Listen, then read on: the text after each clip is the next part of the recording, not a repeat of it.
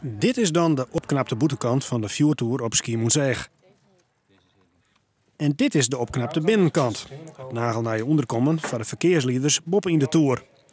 Totale kosten €1 miljoen. Maar dan haal ik wat. En dat wie het nederig, zeggen alle belutsenden. Je raakt achterop en op een gegeven moment is het moment om dingen te vervangen. En dat is wat we gedaan hebben.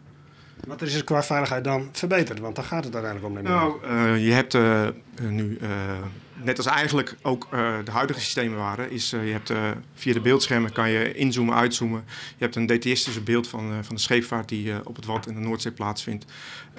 Hier op Schiermonnikoog kunnen ze ook schakelen met de Schelling. Over en weer kan je de zaken van elkaar overnemen. Benno Sikkema is een van de zo'n verkeersleiders. Nou meer dan 2 jaar. Hij moet de veiligheid op zee in de gaten houden. Met het nieuwe communicatiesysteem van de schipvaart wordt het alleen nog maar beter. Alles hangt mooi boven de tafels en het bureaublad kan omhoog en naar beneden. En ja, zoals je ziet 2 mooie grote beeldschermen van een radar of het radarbeeld. Dus het is een hele verbetering voor ons. Een periolien wie het zowat einde verhaal voor Benno en zijn collega's op een Fjordtour. De techniek koert bleert erg wel volslijn vervangen, zou het zijn. Maar dat besluit is op het laatste moment keerd, met toch protesten van de verkeersleiders. Net meer is logisch, vindt Benno. Want met eigen zorg je altijd meer.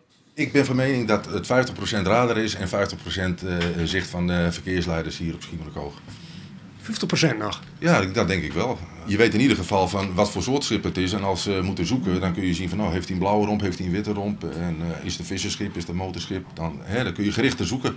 Skier kan hij oorleer het werken bij Grustkwijze op de vernijde Fjordtour, de Noordertoren.